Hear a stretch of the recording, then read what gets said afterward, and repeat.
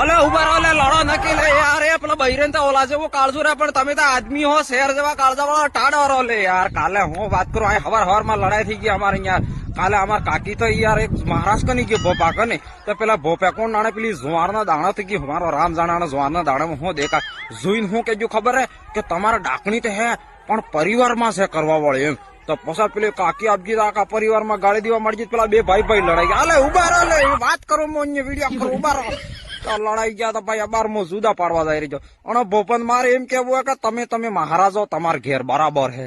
તમે ભોપાઈ જાદુ મંતર જે કરો એ બરાબર કરો, જે કરો એ કરો, તમારે કુટી ખો જાદુ મંતર કરો. પણ મારે એમ કેવું કે તમારે કને જે જાત્રી દુઃખ લઈને આવે એને તમે એમ પેલા જવારના દાણા જોઈને એમ શું કરવા કહો? તમારે કરવા વાળે તો તમારા પરિવારમાં છે. એ બીજે કેમની બી થઈ શકે કે યાર, તમે પરિવારમાં એમ કેમ ઝઘડો કરાવો? અને પરિવારમાં ડાકણી નો ડય કે ખબર નહીં હે. પેલા લડાઈ ગયા આમતા નવરા એટલે શાંતિ રાખો ભાઈ ને ઘેર નકળી ગયો. ઉભા રહો લે. આપડા રાજસ્થાન એક એવો માત્ર દેશ છે જેનામાં આદમીનું નામ ઉમર હાઈ પડે.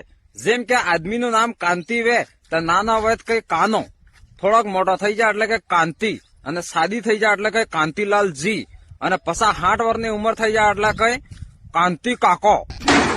વધારે ઉંમર થઈ ગઈ પછી કઈ કાંતિ બો, કાંતિ ભોબો.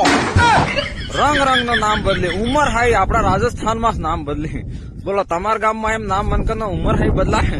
કમેન્ટ કરો ને. જટલા કાંતિ બોય કે ઉડતા તેર લ્યો ને કે મારા ભાઈ ને નામ કાંતિ હે એવું થોડું હોય પેલા ને કેતા હોય. પૂરું નામ એમ આતા આપડે મનોરંજન કરો પાછા આવો. તો આજકાલ પાછા ઉડતા થકા લેવા વાળા ઘણા. થેન્ક યુ, લવ યુ, જોહાર, પોકડો.